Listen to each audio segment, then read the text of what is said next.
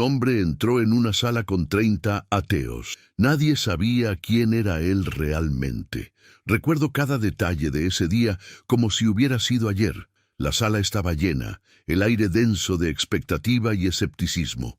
Yo estaba sentado en la tercera fila con mi libreta y mi bolígrafo, listo para documentar lo que prometía ser otro debate más sobre fe y razón. Había asistido a docenas de estos eventos. Siempre terminaban igual. Gritos, frustraciones, nadie convencía a nadie. Pero ese día fue diferente. La convocatoria había sido clara. Debate abierto, un creyente versus 30 ateos. El formato era viral en Internet. Había visto videos similares con millones de reproducciones. La premisa era simple pero efectiva. Una persona defendiendo una postura contra 30 que pensaban lo contrario. El morbo, la tensión, el espectáculo del conflicto, todo estaba servido. Los 30 ateos ya estábamos ubicados. Digo, estábamos, porque yo también me consideraba uno de ellos. Había dejado la fe hacía años, después de demasiadas preguntas sin respuesta y demasiadas contradicciones que nadie en la iglesia pudo resolver. Me volví escéptico, materialista, alguien que solo creía en lo que podía ver, tocar, medir. A mi izquierda estaba Sebastián, un profesor de física de 42 años, con su característica barba gris y sus lentes de marco grueso. A mi derecha, Valeria, una abogada de 38 años que había crecido en un hogar católico ultraconservador y había salido de allí con más heridas que respuestas.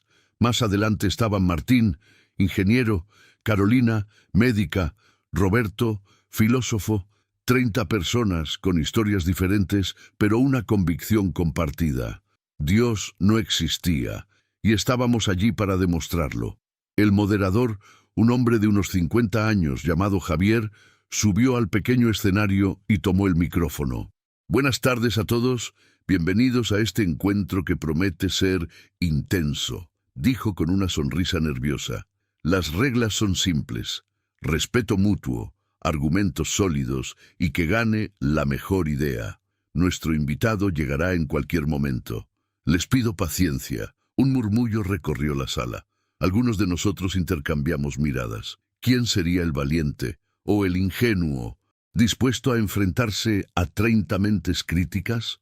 Seguramente será algún pastor con su Biblia bajo el brazo, murmuró Sebastián a mi lado. Siempre es lo mismo. Citas bíblicas, emociones, cero lógica. Asentí. Había visto eso demasiadas veces. Entonces, la puerta lateral se abrió, y él entró. No sé cómo describirlo sin sonar melodramático, pero la temperatura de la sala cambió. No de forma física, sino emocional, espiritual, dirían algunos. Pero yo era ateo, no creía en esas cosas. Era un hombre de aproximadamente 33 años, tal vez un poco más. Complexión normal, ni muy alto ni muy bajo. Vestía ropa sencilla, unos pantalones de tela oscuros, una camisa blanca sin corbata, sandalias, nada especial.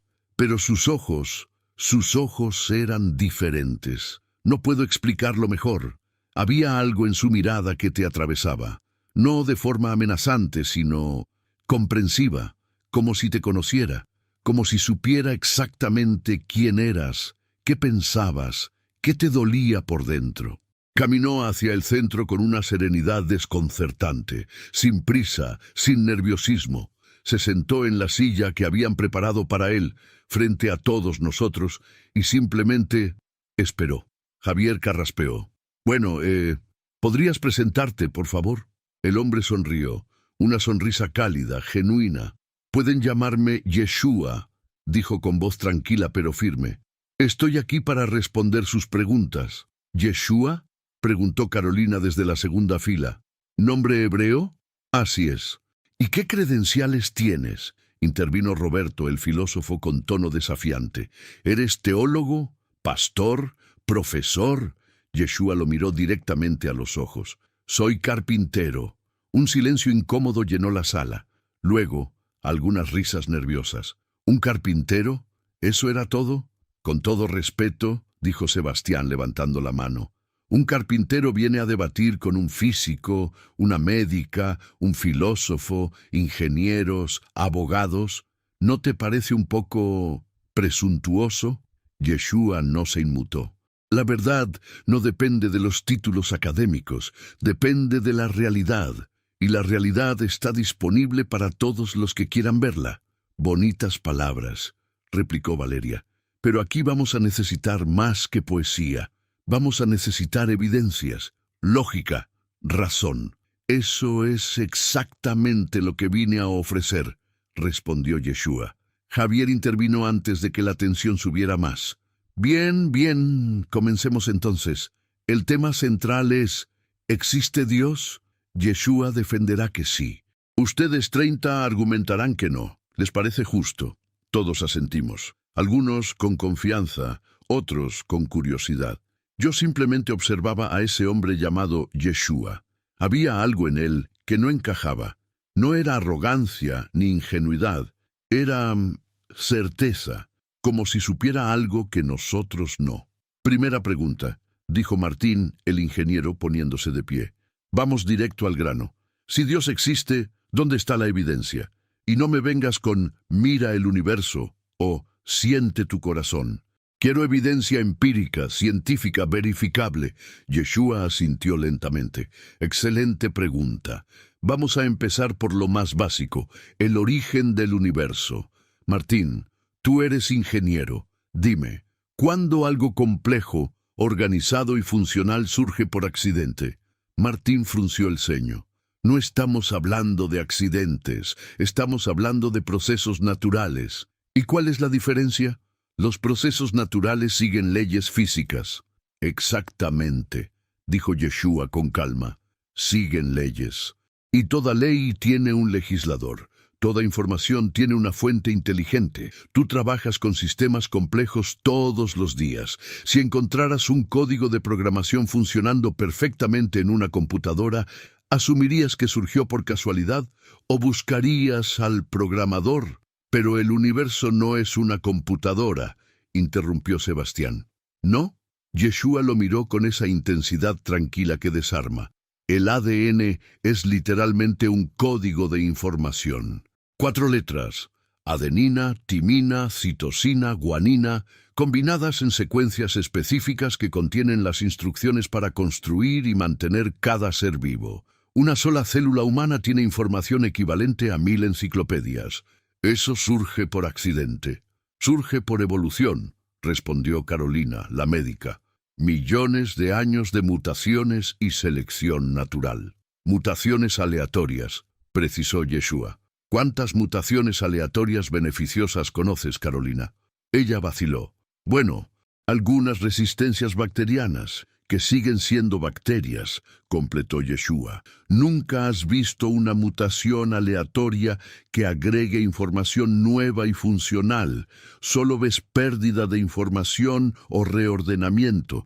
Para construir la complejidad que vemos en los seres vivos, no necesitas pérdida de información. Necesitas agregar información masiva, específica, funcional. Y eso nunca se ha observado por procesos aleatorios. El silencio que siguió fue denso. Yo escribía frenéticamente en mi libreta. Este hombre, este carpintero, sabía de lo que hablaba. Pero eso no prueba a Dios, insistió Roberto. Solo prueba que no entendemos completamente el proceso todavía. Yeshua sonrió. ¿Y cuánto tiempo más necesitan para entenderlo? Otro siglo, 2. La ciencia lleva décadas intentando crear vida desde cero en laboratorios con todas las herramientas, conocimiento y recursos disponibles. Y no lo han logrado. Pero ustedes creen que sucedió por accidente en un charco primitivo hace miles de millones de años. ¿No les parece que eso requiere más fe que creer en un creador? Eso es trampa retórica, exclamó Valeria. Estás invirtiendo la carga de la prueba. No, respondió Yeshua con firmeza. Estoy señalando que ambas posiciones requieren fe. La diferencia es que mi fe está respaldada por evidencia, diseño inteligente, información codificada, leyes físicas finamente ajustadas, causas inmateriales para el origen de la materia. Tu fe está respaldada por la esperanza de que algún día la ciencia lo explique sin Dios. Me di cuenta de que mi mano temblaba mientras escribía, no de miedo, sino de algo que no podía nombrar, como si algo dentro de mí supiera que estaba presenciando algo importante. Siguiente pregunta, dijo Javier tratando de mantener el control. ¿Alguien más? Una mujer de unos 45 años llamada Patricia levantó la mano. Tenía los ojos ligeramente enrojecidos, como si hubiera llorado recientemente. Yo tengo una pregunta, dijo con voz temblorosa. Si Dios existe y es bueno, ¿por qué hay tanto sufrimiento en el mundo? ¿Por qué mi hija de 7 años murió de cáncer mientras yo oraba cada noche pidiendo que la salvara? El aire se congeló. Todos los ojos se dirigieron a Yeshua. Esta era la pregunta que destruía a la mayoría de los creyentes. El problema del mal, el talón de Aquiles de la fe. Pero Yeshua no desvió la mirada. Se puso de pie y caminó lentamente hacia Patricia. Se arrodilló frente a ella, mirándola directamente a los ojos, y entonces dijo algo que nunca olvidaré. Patricia, tu hija no está muerta. Está más viva de lo que jamás estuvo aquí. Ella sollozó. ¿Cómo puedes saber eso? ¿Cómo puedes saber su nombre? Yo no lo sé, dijo Yeshua con una ternura que atravesaba. Y sé que te duele. Sé que hay noches en las que no puedes respirar del dolor. Sé que guardas su ropa en el armario porque no soportas deshacerte de ella. Sé que cada cumpleaños que pasa sientes que mueres un poco más. Patricia lloraba abiertamente ahora. Valeria, sentada a su lado, la abrazó con lágrimas también en sus ojos. El sufrimiento existe, continuó Yeshua, porque el amor existe. No puedes tener uno sin el otro. Si los seres humanos fueran robots programados para obedecer, no habría sufrimiento, pero tampoco habría amor. Tu hija te amó, Patricia, y tú la amaste. Ese amor era real porque era libre, y las cosas que tienen valor pueden perderse. Ese es el riesgo de amar. Pero Dios podría haber intervenido, susurró ella. Podría haberla salvado y eliminar todo el sufrimiento del mundo. ¿Convertir la tierra en un paraíso donde nada malo jamás sucede? Sí, exclamó ella.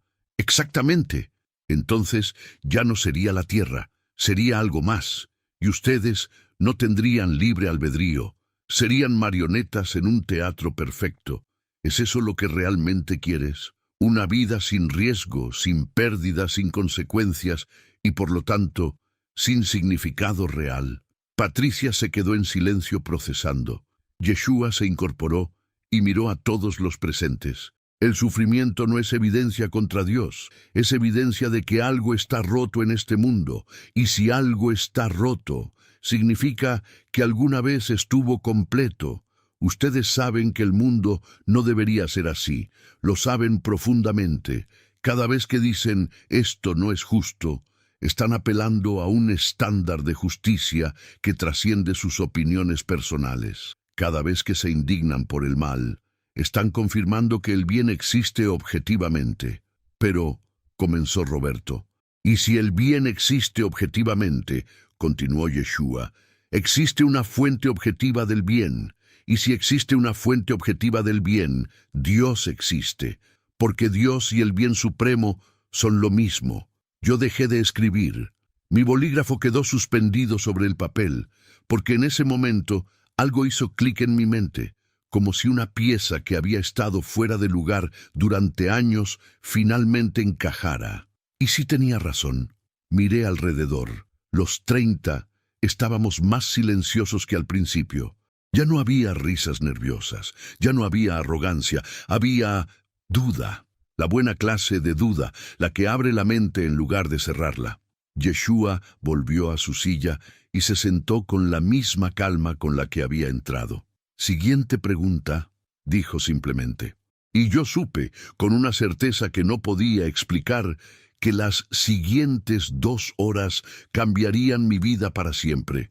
Si esta historia ha tocado tu corazón, si alguna vez te has hecho estas mismas preguntas, si has sentido el vacío de buscar respuestas y no encontrarlas, Deja tu reflexión en los comentarios. No estás solo en esta búsqueda. A veces, las respuestas aparecen justo cuando dejamos de huir de ellas. Después de aquella primera ronda, el ambiente en la sala había cambiado sutilmente. Ya no éramos 30 cazadores acorralando a su presa. Éramos 30 personas comenzando a dudar de nuestras propias armas. Javier, el moderador, carraspeó y revisó sus notas. Bien, continuemos. El siguiente tema es la confiabilidad de las Escrituras. Varios de ustedes mencionaron que la Biblia es un libro manipulado, editado, poco confiable. ¿Quién quiere comenzar? Una mujer llamada Elena, profesora de literatura de unos 50 años, levantó la mano con entusiasmo. Yo. Mira, Yeshua, dijo con tono profesional pero no hostil. La Biblia fue escrita hace miles de años, traducida decenas de veces, editada por concilios políticos que decidían qué libros incluir y cuáles no. ¿Cómo podemos confiar en que lo que leemos hoy es siquiera cercano a lo que se escribió originalmente? Yeshua asintió como si esperara exactamente esa pregunta. Elena, enséñame literatura, ¿verdad? Sí. Entonces, conoces los criterios académicos para evaluar la confiabilidad de textos antiguos, número de manuscritos, cercanía temporal a los eventos originales, consistencia interna, corroboración externa. ¿Correcto? Ella asintió cautelosamente. Correcto. Bien. Hablemos de números. El Nuevo Testamento tiene más de 5.686 manuscritos griegos antiguos. Algunos datan de apenas 25 a 30 años después de los eventos que describen. Cuando los comparas, el 99.5% del texto es idéntico. El 0.5% de variaciones son mayormente errores ortográficos menores. Ninguna doctrina importante depende de esas variaciones. Pero 5.000 manuscritos no significa que sea verdad, objetó Elena. Solo significa que muchas personas copiaron el mismo texto.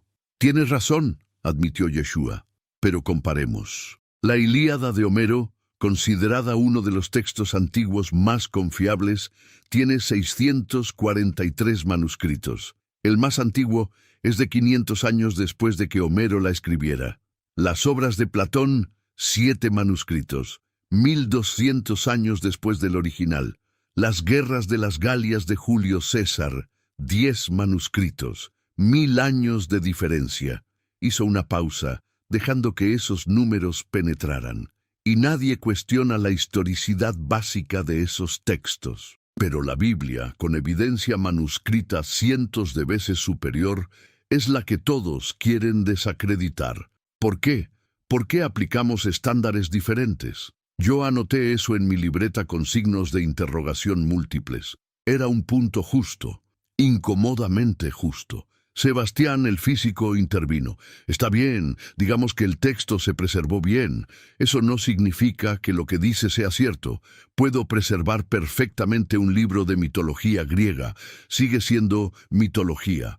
Exacto, acordó Yeshua. Por eso necesitamos evaluar el contenido, no solo la transmisión. Sebastián, tú eres científico. ¿Qué hace que una hipótesis sea buena? Que sea verificable, que haga predicciones comprobables, que se ajuste a los datos observables. La resurrección de Jesús es un evento histórico que puede investigarse, declaró Yeshua. No es mitología abstracta, es una afirmación concreta. Un hombre específico, en un lugar específico, en un tiempo específico, murió públicamente y fue visto vivo 3 días después por múltiples testigos. ¿Testigos sesgados?, exclamó Carolina. Eran sus seguidores. Por supuesto que van a decir que lo vieron. Algunos eran sus seguidores, corrigió Yeshua. Otros eran escépticos. Santiago, su propio hermano, no creía en él durante su vida. Lo consideraba loco. Pero después de verlo resucitado, se convirtió en líder de la iglesia de Jerusalén y fue martirizado por esa fe. Pablo perseguía violentamente a los cristianos. Después de un encuentro con el Cristo resucitado, dedicó su vida a predicar el Evangelio y murió por ello. ¿Mueres por una mentira que tú mismo inventaste? La gente muere por mentiras todo el tiempo, argumentó Roberto. Mira a los terroristas suicidas, mira a los cultos, mueren por mentiras que creen verdaderas, clarificó Yeshua. No mueren por mentiras que saben que son falsas. Los discípulos no estaban en tercer nivel de un rumor. Ellos afirmaban haber visto, tocado, comido con Jesús resucitado. O era verdad o era mentira consciente. Y 11 de los 12 fueron ejecutados por mantener esa historia. Uno fue exiliado, ninguno se retractó cuando su vida estaba en juego. ¿Eso es comportamiento de mentirosos? El silencio se extendió. Yo miré a mi alrededor y vi rostros pensativos. Valeria mordía su labio inferior. Martín tamborileaba sus dedos contra su pierna. Un joven de unos 25 años llamado Diego se puso de pie. Tenía tatuajes en los brazos y una camiseta con el logo de una banda de rock. «Mira, todo eso está muy bien», dijo con tono casual. «Pero al final del día la Biblia dice cosas horribles, genocidios ordenados por Dios, esclavitud, opresión de mujeres. ¿Cómo puedes defender eso?» Yeshua lo miró con esa intensidad que ya me resultaba familiar. «Diego, ¿has leído la Biblia completa?» Y partes. ¿Qué partes? Las que la gente cita en Internet para mostrar lo malo que es. Algunos rieron nerviosamente. Diego se sonrojó un poco. «Entiendo», dijo Yeshua sin burla. «Es normal, pero déjame preguntarte, si quisieras entender a tu banda de rock favorita, ¿leerías solo las críticas negativas de personas que los odian? ¿O escucharías sus álbumes completos, leerías las letras, entenderías el contexto de cada canción? Obvio que lo segundo. Entonces, ¿por qué con la Biblia hacemos lo primero? Tomamos versículos fuera de contexto, ignoramos el género literario, no consideramos la audiencia original, y después proclamamos que es un libro terrible. «Pero es que Dios ordenó matar a los cananeos», insistió Diego. «¿Cómo justificas eso?» «No lo justifico, lo explico», respondió Yeshua. «Los cananeos practicaban sacrificios humanos de niños, quemaban a sus propios hijos vivos como ofrendas a Moloch, tenían violación ritual institucionalizada, eran una cultura tan moralmente corrupta que estaban destruyendo la región entera. Dios les dio 400 años para cambiar, no cambiaron, el juicio finalmente llegó». «Pero matar niños cananeos para salvar niños cananeos», objetó Carolina. «¿Ves la contradicción?» «La veo», admitió Yeshua. «Y es una de las partes más difíciles de las Escrituras. Pero considera esto, si Dios es real y eterno, la muerte física no es el final. Los niños que murieron en ese juicio despertaron inmediatamente en la presencia de Dios, salvados de una vida de abuso ritual y corrupción moral. Los adultos que perpetuaban esos horrores recibieron justicia. ¿Es cómodo? No. ¿Es difícil de entender? Absolutamente. Pero es moralmente monstruoso cuando consideras la eternidad y el contexto completo. Esa es una pregunta diferente. Patricia, que había llorado antes, habló con voz firme. «Pero nosotros no tenemos esa perspectiva eterna. Solo tenemos lo que vemos aquí». «Exactamente», dijo Yeshua girándose hacia ella. «Y por eso juzgamos basados en información incompleta. Es como si una hormiga observara a un cirujano cortando a un paciente y concluyera que el cirujano es cruel. No entiende la cirugía, no ve la enfermedad, no comprende que el corte es para sanar. Nosotros somos las hormigas tratando de juzgar las acciones de un ser infinitamente más sabio que ve toda la historia de principio a fin». «Eso es el argumento del misterio de Dios», dijo Roberto con cierto desdén. «El último recurso cuando no tienes respuestas». «No», corrigió Yeshua. «Es reconocer los límites del conocimiento humano. Tú eres filósofo, Roberto. ¿No es la humildad intelectual parte de la sabiduría? ¿No es arrogante pretender que nuestra perspectiva finita puede comprender completamente las acciones de un ser infinito? Roberto no respondió inmediatamente.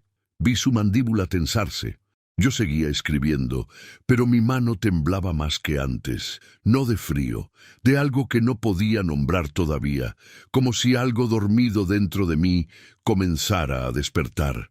Una mujer mayor llamada Marta, de unos 60 años, levantó la mano tímidamente. Yo tengo una pregunta diferente, dijo con voz suave. No es sobre evidencias o contradicciones, es sobre relevancia. Digamos que todo lo que dices es cierto. Digamos que Dios existe, que Jesús resucitó, que la Biblia es confiable. ¿Y qué? ¿Qué diferencia hace eso en mi vida diaria? Tengo 62 años. He vivido bien sin Dios. Tengo una buena carrera, buenos amigos, una familia que me ama. ¿Por qué necesito esto? Yeshua sonrió con una tristeza que me partió el corazón. Marta, ¿has vivido bien? ¿Realmente? Ella parpadeó. ¿Qué quieres decir? Sé que tu esposo murió hace 3 años. Sé que hay noches en las que miras su foto y te preguntas si volverás a verlo. Sé que la pregunta que más te atormenta no es si Dios existe, sino si tu esposo está en algún lugar o si simplemente dejó de existir para siempre. Marta ahogó un sollozo. Varias personas se giraron hacia ella con sorpresa y compasión. ¿Cómo?, susurró ella. No importa cómo, dijo Yeshua con ternura. Lo que importa es la respuesta. Y la respuesta es sí, sí, volverás a verlo. Sí, Él está en algún lugar. Sí, el amor que compartieron trasciende esta vida.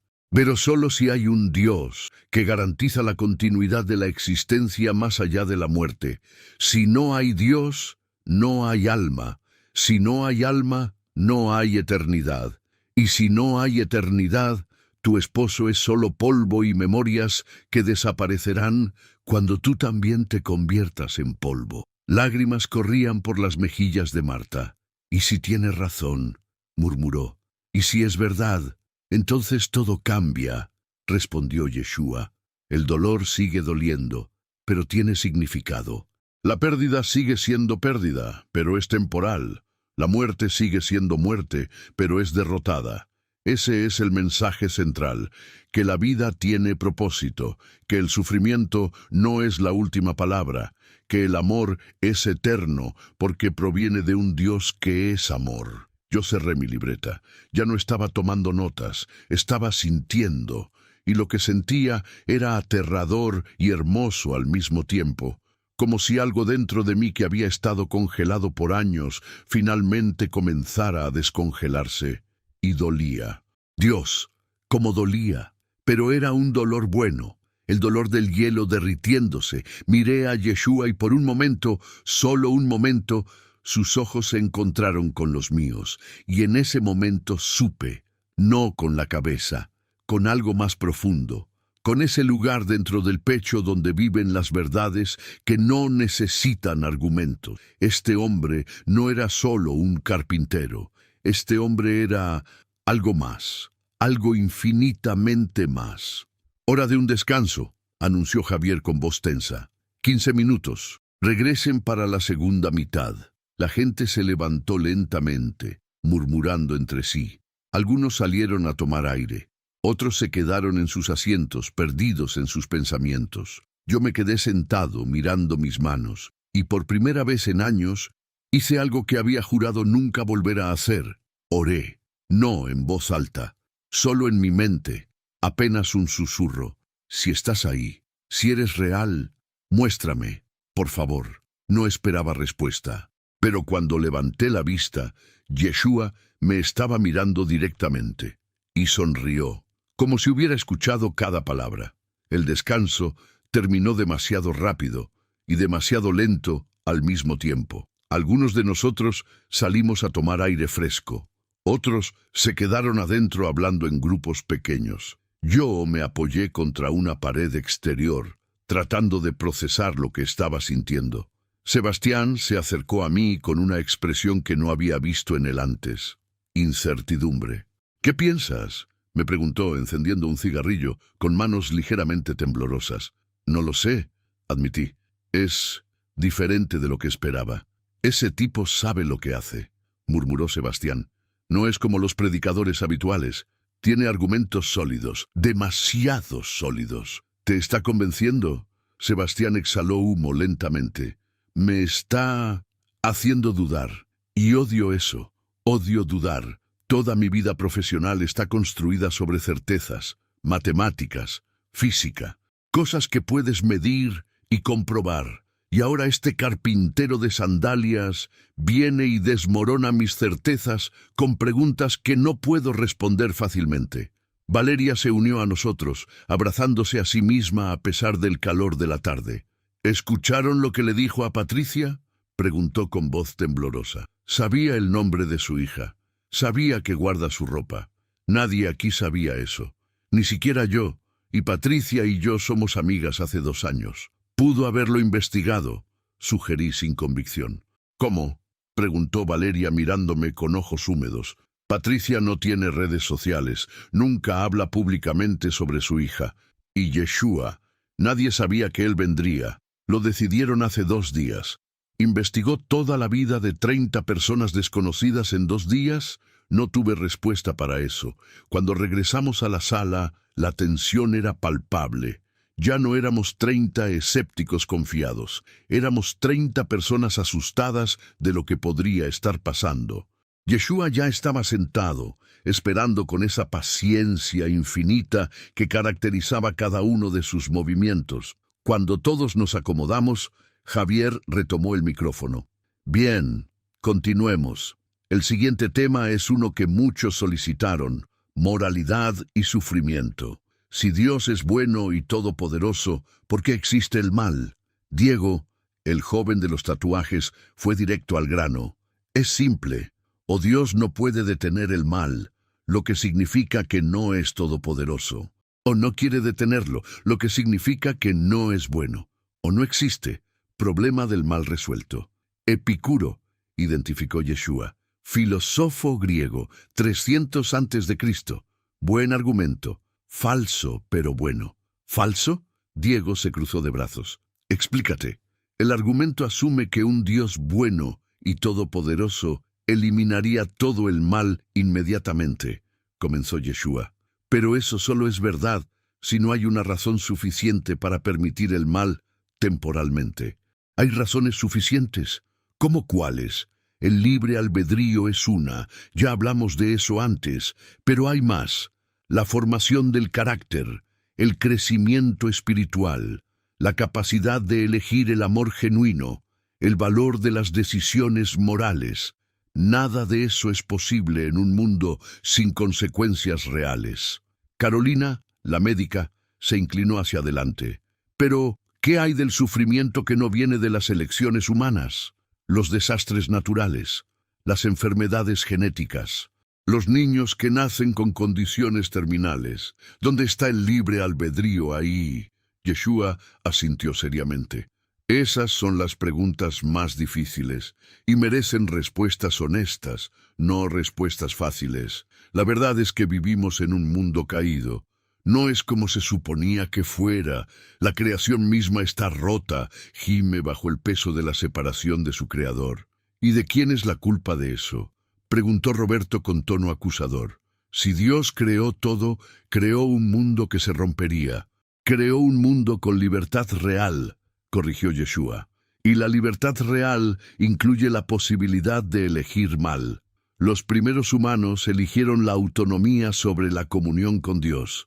Ese quiebre envió ondas de ruptura a través de toda la creación.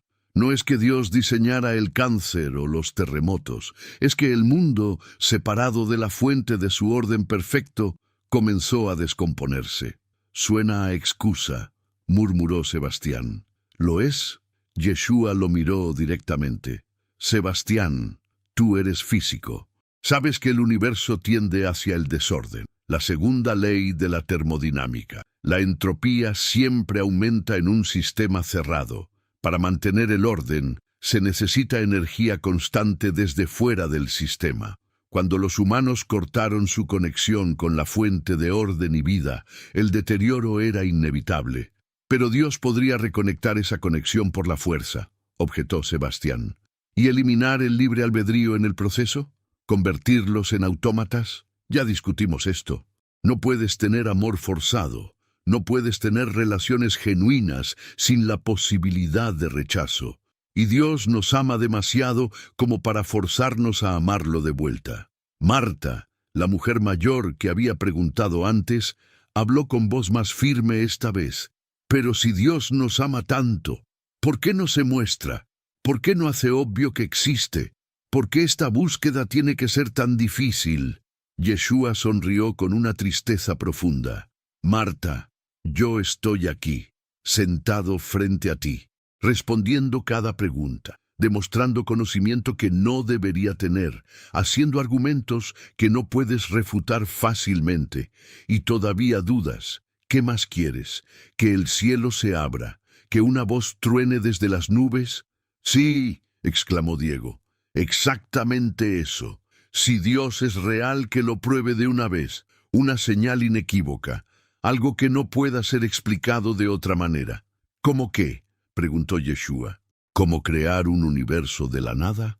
¿Cómo diseñar vida con información equivalente a bibliotecas enteras codificadas en moléculas microscópicas? ¿Cómo establecer leyes físicas tan precisamente ajustadas que un cambio de una parte en 1000 millones haría imposible la existencia? Todo eso ya existe, y lo llamas accidente. Porque esas cosas pueden tener explicaciones naturales, argumentó Diego. ¿Pueden? ¿O solo esperas que las tengan porque la alternativa te asusta? Diego se quedó callado. Yeshua continuó, su voz adquiriendo un peso que llenó la sala. La verdad es que no quieren evidencia, quieren excusas, porque si la evidencia fuera su verdadera objeción, ya habrían cedido. Les he dado argumentos cosmológicos, evidencia histórica, precisión manuscrita que supera todo texto antiguo, diseño irreductible en biología, ajuste fino de constantes universales, ley moral objetiva. Y para cada argumento tienen una respuesta preparada. No es suficiente. Podría ser otra cosa. Todavía no lo sabemos. ¿Cuánta evidencia necesitan? ¿O acaso no es evidencia lo que buscan, sino permiso para seguir viviendo como si Dios no existiera? El silencio que siguió fue ensordecedor, porque tenía razón. Yo lo sentí en mis huesos. No éramos buscadores honestos de verdad. Éramos escapistas hábiles de implicaciones. Si Dios existía, todo cambiaba. Cada decisión tenía peso eterno. Cada acción tenía consecuencias más allá de esta vida. Ya no éramos los árbitros finales de nuestra propia moralidad. Y eso daba miedo. Elena, la profesora de literatura, habló con voz temblorosa. Entonces, ¿qué quieres que hagamos? ¿Que simplemente creamos? ¿Que aceptemos todo sin preguntas? No, respondió Yeshua con firmeza. Quiero que sean honestos. Honestos con la evidencia, honestos con sus dudas, honestos con sus miedos. La fe no es la ausencia de preguntas. Es la decisión de confiar a pesar de las preguntas que quedan. Es mirar toda la evidencia disponible y dar el paso hacia lo que mejor explica esa evidencia, incluso si ese paso da miedo. ¿Y si ese paso está equivocado?, preguntó Patricia. ¿Y si creemos y resulta ser falso? Yeshua se puso de pie y caminó hacia el centro de la sala, mirando a cada uno de nosotros por turnos. Si están equivocados y Dios no existe, entonces cuando mueran, simplemente dejarán de existir. No habrá dolor, no habrá decepción, no habrá nada. Habrán vivido una vida con propósito, amor, esperanza, moralidad objetiva, y luego se apagarán como una vela.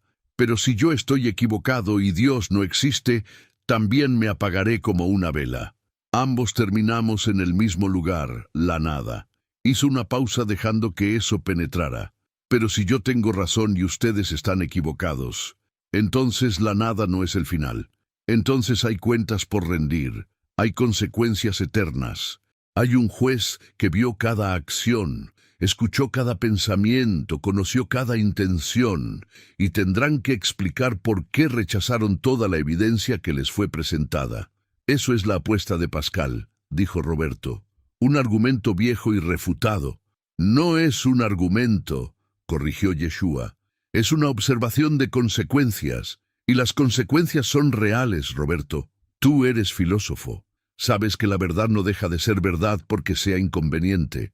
Sabes que la realidad no se dobla a nuestras preferencias. Roberto apretó la mandíbula, pero no respondió.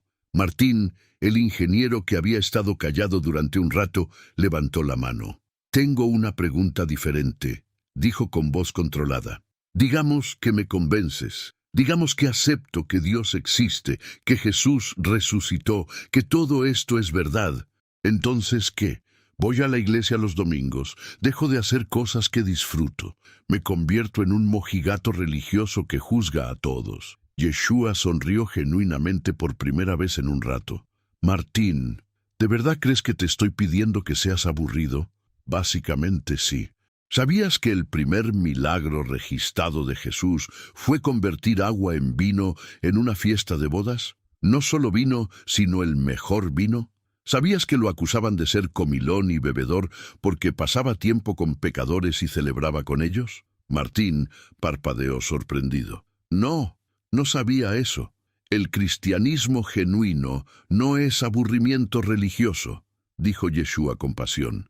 Es vida abundante, es propósito profundo, es alegría que no depende de circunstancias. Sí, hay cosas que tendrás que abandonar, pero solo las cosas que estaban destruyéndote lentamente de todos modos. Las adicciones, las relaciones tóxicas, las mentiras que te decías a ti mismo, y lo que ganas a cambio. Paz que sobrepasa entendimiento, amor incondicional, esperanza inquebrantable, comunidad genuina, propósito eterno. Suena demasiado bueno para ser verdad, murmuró Martín. Siempre lo bueno suena así, respondió Yeshua, hasta que lo experimentas. Entonces se convierte en la única realidad que importa. Yo estaba temblando ahora, no solo mi mano, todo mi cuerpo, como si algo enorme estuviera a punto de romperse dentro de mí. Miré alrededor de la sala, vi a Patricia llorando en silencio, a Marta con las manos entrelazadas sobre su corazón, a Sebastián con lágrimas corriendo por sus mejillas, algo que nunca pensé que vería, a Valeria mordiéndose el labio hasta casi sangrar, a Diego con la cabeza entre las manos. Todos estábamos siendo desmantelados, y era lo más aterrador y lo más hermoso que había experimentado en mi vida. Yeshua habló de nuevo, su voz suave pero imposible de ignorar.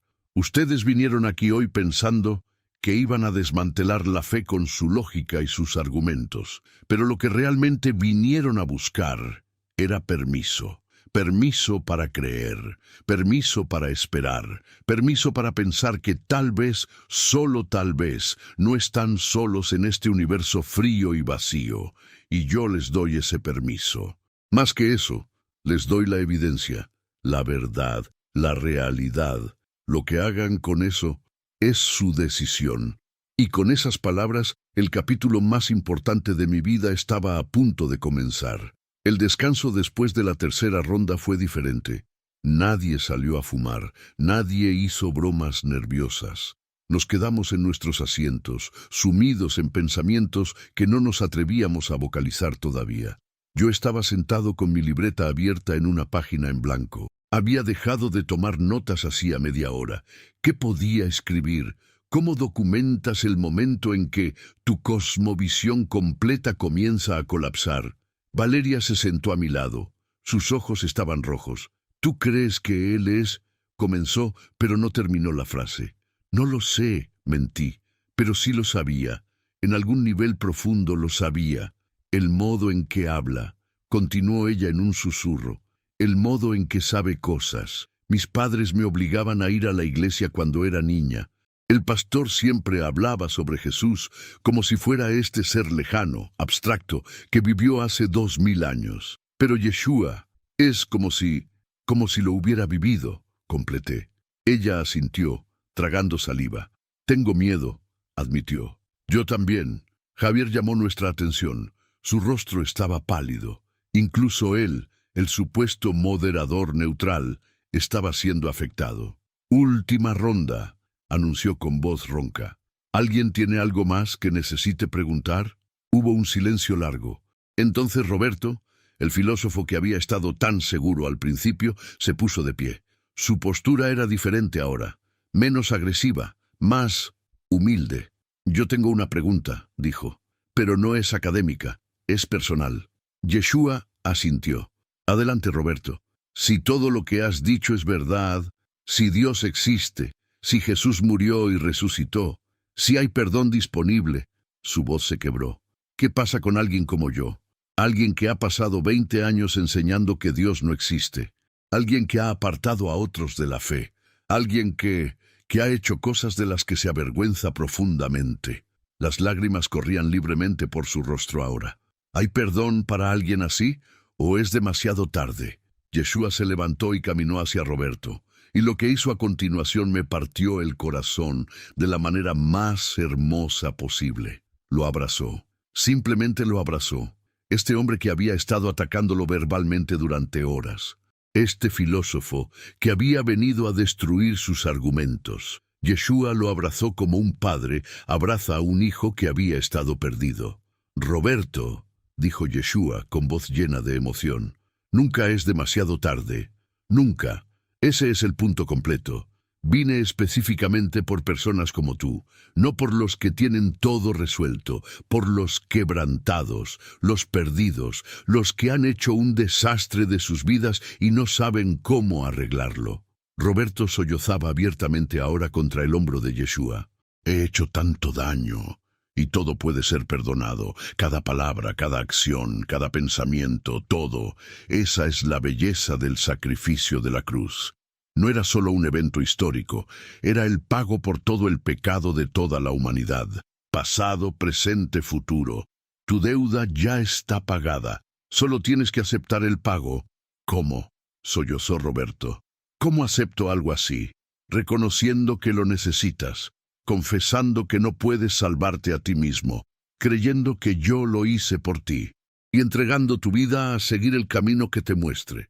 Roberto se separó, mirando a Yeshua con ojos llenos de asombro y lágrimas. Tú, susurró, ¿de verdad eres? Yeshua sonrió, y por primera vez vi algo más allá de la sonrisa de un hombre sabio. Vi la sonrisa de Dios. ¿Tú qué crees, Roberto? Roberto cayó de rodillas.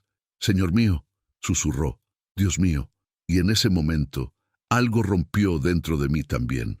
Todas las defensas que había construido durante años, todas las excusas que había acumulado, todas las razones lógicas que había usado para mantener a Dios a distancia, se desmoronaron, y lo que quedó era solo la verdad desnuda, brillante, aterradora y hermosa.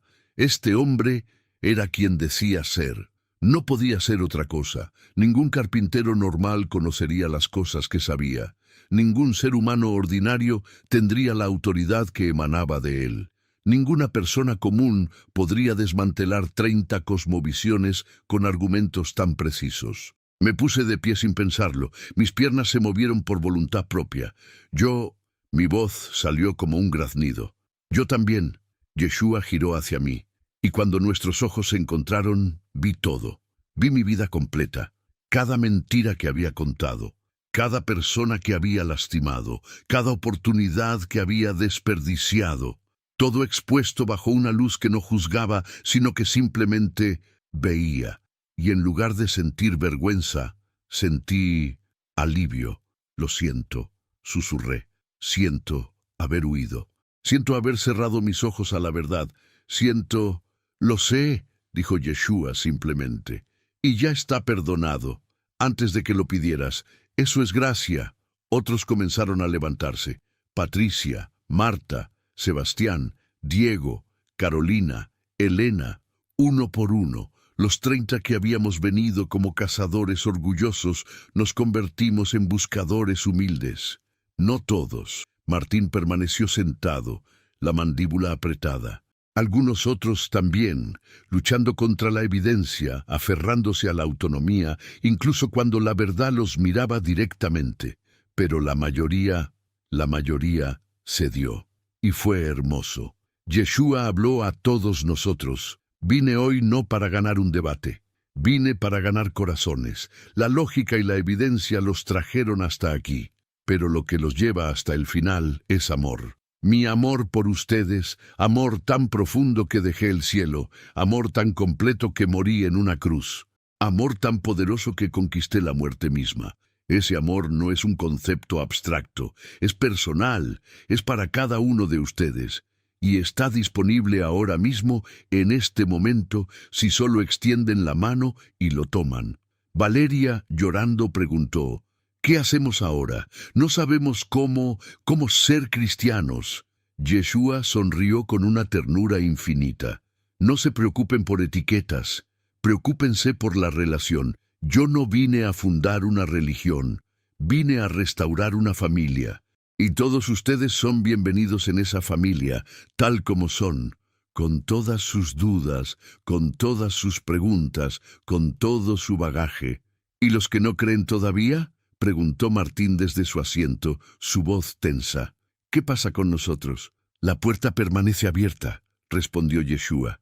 Siempre, hasta tu último aliento. Nunca es demasiado tarde mientras tengas vida, pero tampoco demores innecesariamente. La vida es frágil, el mañana no está garantizado, y la eternidad es eterna. Las decisiones que tomas aquí determinan todo lo que viene después. Se puso de pie en el centro de la sala, mirándonos a todos con esos ojos que veían demasiado y perdonaban completamente. Algunos de ustedes dejarán este lugar transformados. Otros dejarán este lugar endurecidos, más determinados que nunca a rechazar la verdad. Esa es la naturaleza del libre albedrío. Yo respeto sus decisiones incluso cuando rompen mi corazón. Pero sepan esto. Ninguno de ustedes volverá a poder decir que no sabía. Ninguno podrá afirmar que nunca tuvo evidencia. Ninguno podrá decir que Dios no se reveló, porque hoy Él lo hizo. Y entonces sucedió algo que sellaría para siempre en mi mente la verdad de quién era este hombre. Extendió sus manos y vi las cicatrices. No habían estado ahí antes, estoy seguro. Había estado observando sus manos durante horas. Pero ahora estaban ahí, marcas en sus muñecas, marcas en sus palmas, marcas que contaban una historia de crucifixión. Patricia las vio también. Ahogó un grito. Tus manos. Yeshua las miró con una expresión que mezclaba dolor y triunfo. El precio del amor, dijo simplemente. El precio de su libertad, el precio de su perdón. No fue barato, costó todo, pero ustedes valían todo. Sebastián, con voz temblorosa, preguntó la pregunta que todos estábamos pensando. ¿Tú eres realmente? Yeshua no respondió con palabras, solo sonrió. Y en esa sonrisa vi galaxias, vi la fundación del universo, vi cada momento de la historia humana. Vi mi nacimiento, mi vida, mi muerte potencial y lo que vendría después. Vi a Dios, y Dios me vio. Y me amó de todos modos. Caí de rodillas uniendo a Roberto en el suelo, y escuché mi voz, como si viniera de muy lejos, decir palabras que nunca pensé que diría. Creo, ayuda mi incredulidad. Ya lo hice, respondió Jesús. Ya lo hice. No sé cuánto tiempo permanecimos en esa sala después de que la verdad se revelara. El tiempo pareció detenerse, o tal vez simplemente dejó de importar. Uno por uno, los que habíamos creído nos acercamos a Jesús. Él habló con cada uno de nosotros individualmente, palabras que no compartiré porque eran personales, sagradas, solo para el oído de cada corazón.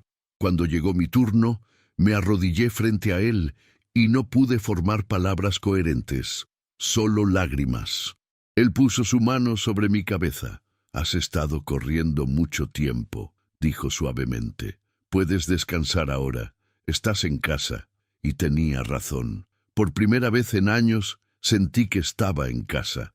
no en un lugar físico, sino en una realidad espiritual, como si toda mi vida hubiera estado ligeramente fuera de foco y finalmente, todo se había alineado.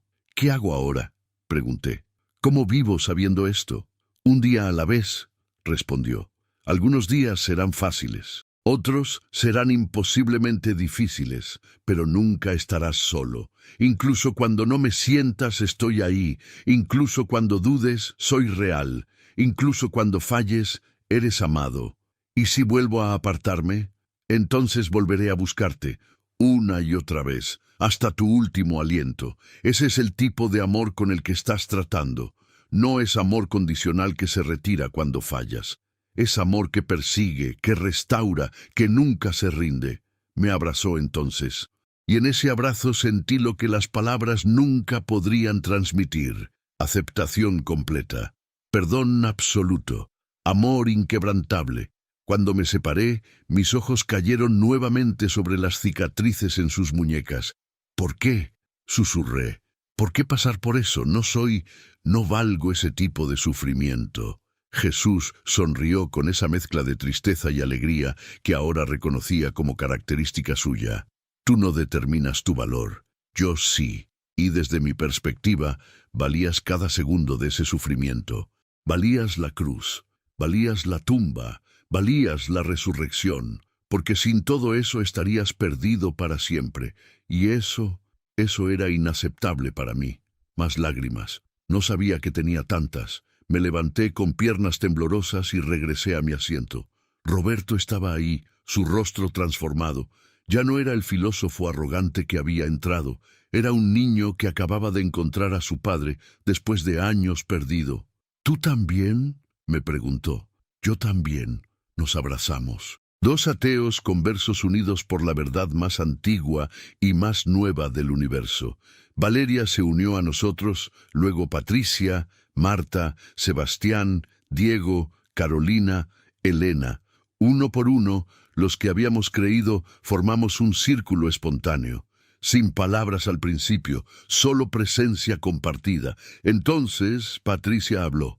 ¿Creen que nos diga más? Sobre lo que viene después de esto. Como si hubiera escuchado, y probablemente lo hizo, Jesús se dirigió a todos nosotros una última vez. El camino adelante no será fácil. El mundo no entiende lo que han experimentado aquí. Algunos los llamarán locos, otros los acusarán de debilidad. Algunos de sus seres queridos se alejarán porque no comprenden su transformación. Pero recuerden, no están solos. Se tienen unos a otros, y me tienen a mí.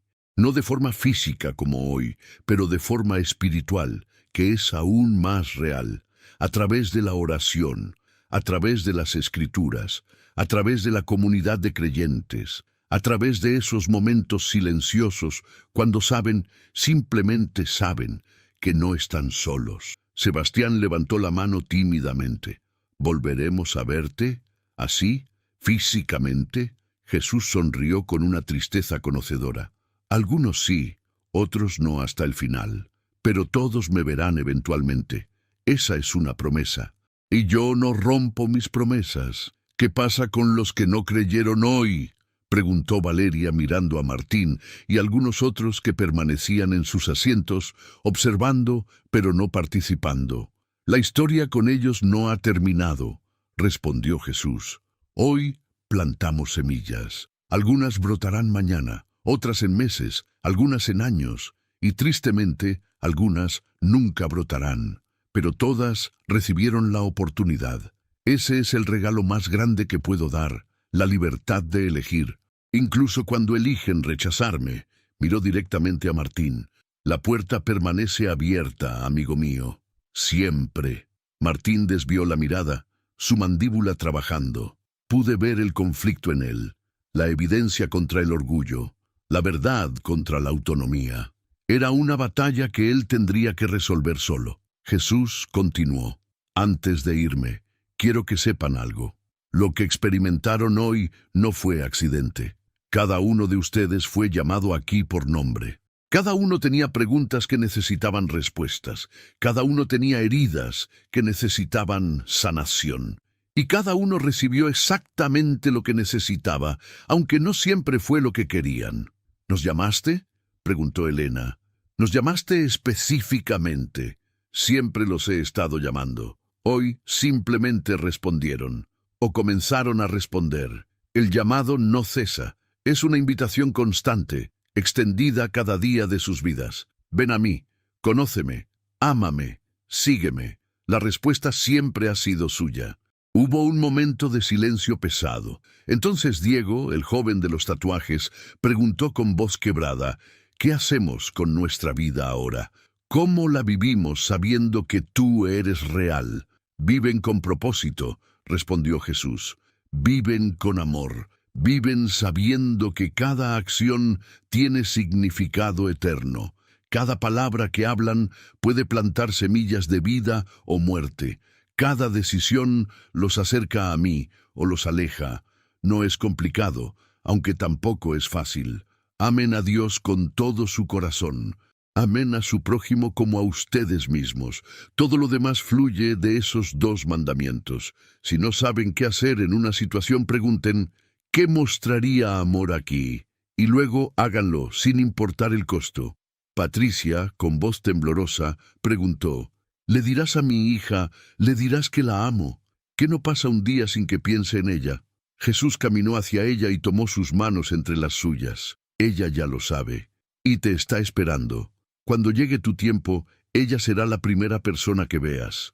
Y el abrazo que compartan, ese abrazo valdrá cada lágrima que has derramado. Patricia colapsó sollozando. Pero esta vez no era dolor sin esperanza. Era dolor con la promesa de sanación. Duelo con la certeza de reencuentro. Marta preguntó lo mismo sobre su esposo y recibió la misma promesa. Uno por uno, Jesús respondió las preguntas más profundas de nuestros corazones. No con respuestas filosóficas abstractas, sino con verdades personales y concretas que tocaban exactamente lo que cada uno necesitaba escuchar. Cuando finalmente habló por última vez, su voz llenó la sala de una manera que trascendía el volumen físico. Recuerden este día. Cuando las dudas regresen, y regresarán, recuerden. Cuando el mundo los presione para que conformen, recuerden. Cuando se sientan solos, recuerden, estuvieron aquí, vieron, escucharon, experimentaron. Y nada de eso fue accidente o alucinación. Fue tan real como cualquier cosa que experimentarán en sus vidas. Y una última cosa, no guarden esto para ustedes. Lo que recibieron gratis, denlo gratis. Cuenten su historia, compartan la verdad, no con arrogancia, sino con humildad, no con juicio, sino con amor, porque hay millones como ustedes que están buscando, esperando, anhelando la verdad sin saber dónde encontrarla. Sean las manos que buscan, sean la voz que responde, sean el abrazo que recibe, porque cuando hacen eso por el más pequeño de estos, lo hacen por mí. Se puso de pie entonces, y algo en su postura cambió. Se volvió más luminosa. No literalmente, pero espiritualmente. Como si la gloria que había estado conteniendo comenzara a filtrarse a través de su forma humana. «Es hora de que me vaya», dijo simplemente. «¡No!», exclamó Diego. «No todavía. Tengo más preguntas». «Siempre tendrás más preguntas», sonrió Jesús. «Esa es la naturaleza de la mente humana. Pero las respuestas que realmente importan, esas ya las tienes. El resto se revelará a su tiempo». Comenzó a caminar hacia la puerta. Cada paso parecía cargado de significado. Cuando llegó al umbral, se giró una última vez. «Los amo», dijo simplemente. «Más de lo que jamás comprenderán completamente en esta vida. Pero algún día, cuando estén en mi presencia directa, lo entenderán. Y en ese momento, toda pregunta, toda duda, todo sufrimiento tendrá sentido perfecto. Hasta entonces, confíen, amen, perseveren y sepan que nunca jamás están solos». Y entonces se fue. Simplemente se fue. Salió por la puerta, y cuando varios de nosotros corrimos tras él, unos segundos después, no había nadie en el pasillo. Buscamos por todo el edificio. Nada. Había desaparecido tan misteriosamente como había aparecido. Regresamos a la sala en silencio. Los que habíamos creído nos miramos unos a otros, procesando lo imposible que acababa de suceder. Martín seguía sentado, su cabeza entre sus manos. Algunos otros también, luchando con lo que habían presenciado. Sebastián rompió el silencio. Acabo de tener un encuentro con Dios. Todos lo tuvimos, susurré. ¿Y ahora qué?, preguntó Valeria. ¿Cómo volvemos a la vida normal después de esto? No creo que podamos, respondió Roberto. No creo que se suponga que debamos. Todo ha cambiado. Nosotros hemos cambiado. Tenía razón. Salimos de ese edificio como personas completamente diferentes de las que habían entrado. Algunos de nosotros intercambiamos contactos, prometiendo mantenernos en contacto, ayudarnos mutuamente en este nuevo camino.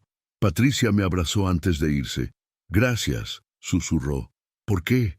Por estar aquí, por hacerme sentir menos loca, por ser testigo de esto conmigo. Gracias a ti también, respondí. Esa noche, solo en mi apartamento, me senté con mi libreta, todas esas páginas en blanco, todas esas preguntas sin responder. Y comencé a escribir, no las evidencias académicas, no los argumentos filosóficos, aunque esos habían sido importantes para traerme hasta la puerta.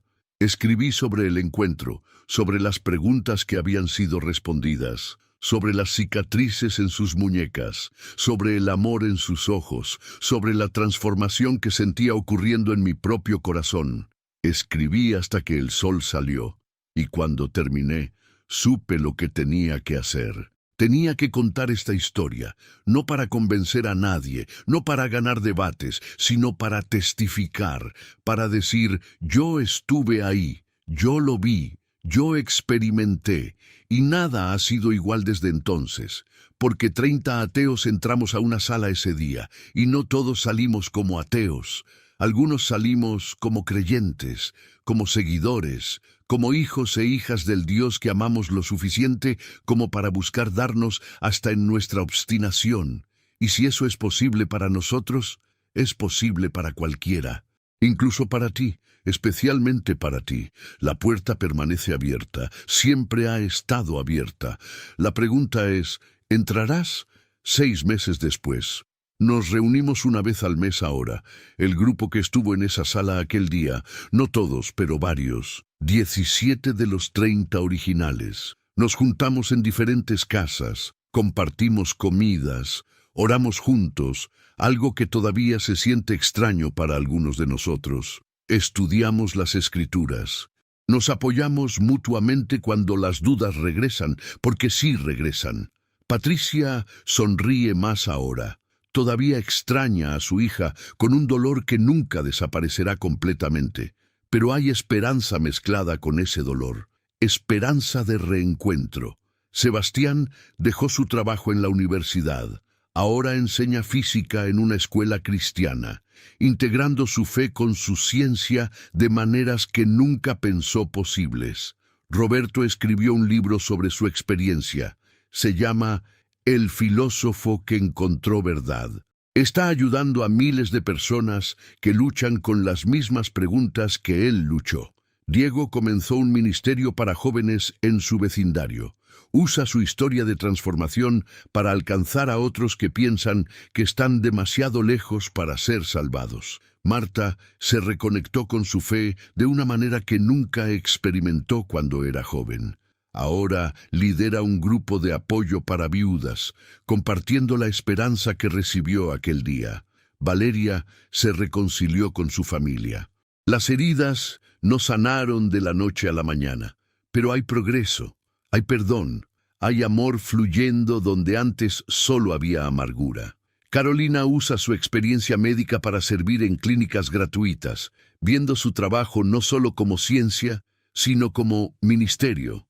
Elena escribe sobre fe y literatura, explorando cómo las grandes historias siempre apuntan a la gran historia. Y yo escribo, cuento historias, comparto testimonio, no porque tenga todas las respuestas, sino porque experimenté la respuesta. Y Martín y los otros que no creyeron aquel día, algunos todavía están resistiendo.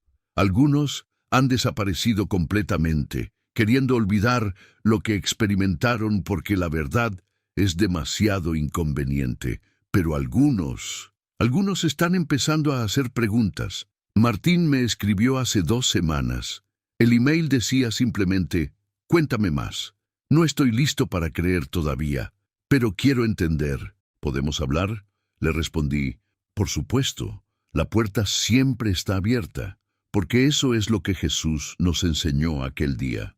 Las puertas no se cierran mientras haya vida, las historias no terminan mientras quede un capítulo por escribir, y la gracia nunca se agota mientras haya un corazón dispuesto a recibirla. Así que seguimos adelante, un día a la vez. Algunos días con más fe que otros, pero siempre con la certeza de que aquel día, en aquella sala, algo real sucedió. Dios se nos reveló. Y nada, absolutamente nada ha sido igual desde entonces, ni nunca lo será. Porque una vez que has visto la verdad cara a cara, no puedes fingir no haberla visto.